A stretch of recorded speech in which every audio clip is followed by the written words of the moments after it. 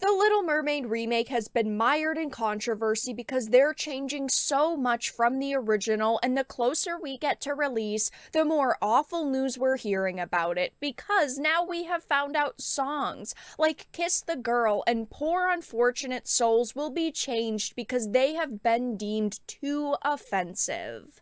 I have a few different things to show off, but before we get into the topic, if you enjoy the content that I create, please make sure to subscribe to the channel and hit the notification bell. Follow me on social media like Twitter or mine so that you can see when my content is posted. And of course, if you do really enjoy the videos and the live streams that I create, please consider becoming a Dark Titan via Patreon or a supporter via YouTube membership. So I wanted to start off with this popculture.com article.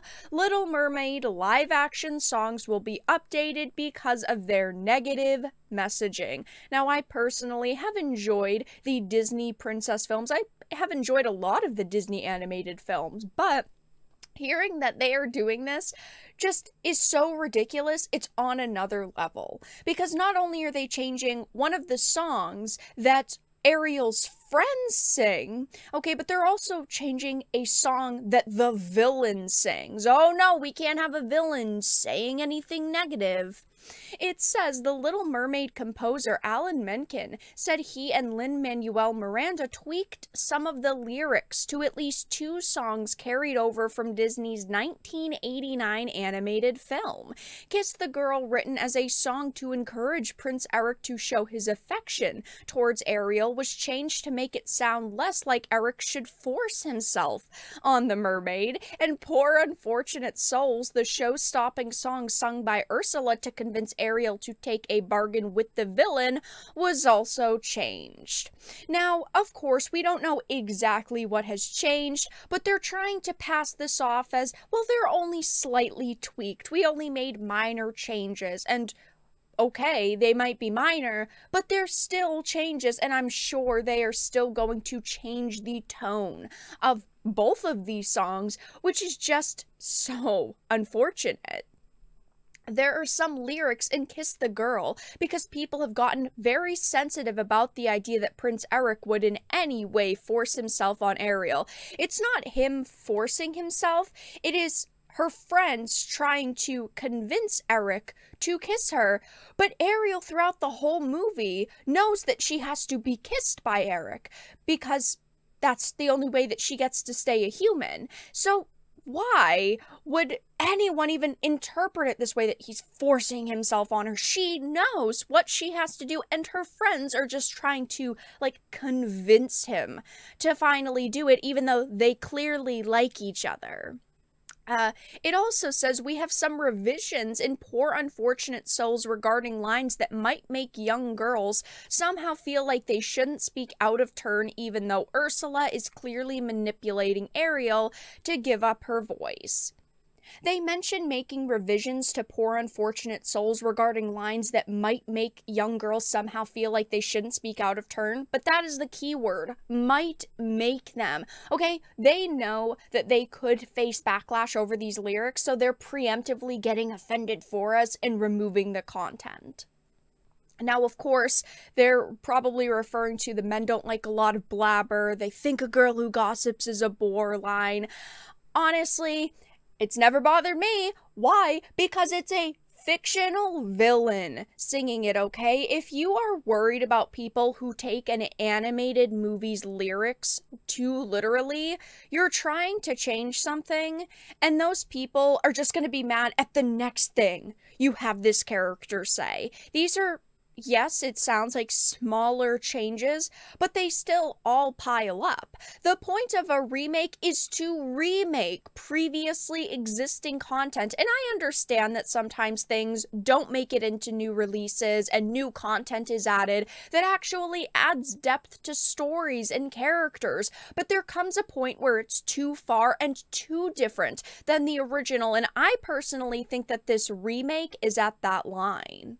If they're going to start departing from the original, they might as well make an entirely new story with new characters. The whole point of turning something into a live action from an animated is to faithfully represent that, but simply using real people. The new live-action version of The Little Mermaid features additional songs, including Wild Uncharted Waters, which was written for Prince Eric. I will say, the only thing out of all of these Disney remakes that I have enjoyed is the fact that the princes have actually gotten songs. Beast in Beauty and the Beast got his own song, which was fantastic. Prince Eric is now getting a song, and I actually feel like that is the only change that they have made to any of these movies that has actually added as much depth as they were hoping. And of course, I have covered this movie a couple of times on the channel. I've talked about all of the backlash to the initial teasers and trailers and some of the information that we've heard. And I also talked about how Holly Bailey had said the remake was updating the story's themes, saying we've definitely changed that perspective of her just wanting to leave the ocean for a boy, meaning she doesn't understand the original Little Mermaid story at all, because Ariel always wanted to leave the ocean. Eric was just the catalyst for her doing so. She was always interested in humans. I mean, she had her treasure trove filled with human objects because she was so interested. She constantly went to the surface, and she was always being told time and time again by characters like her father and Sebastian, don't go up there, you've done it before, it's not gonna end well. She completely doesn't understand the character that she's playing, but of course, this is also Disney's fault because they are making this actress go into these interviews and virtue signal about this movie and about how these people are holier than thou and how they're making all these changes to be more modern.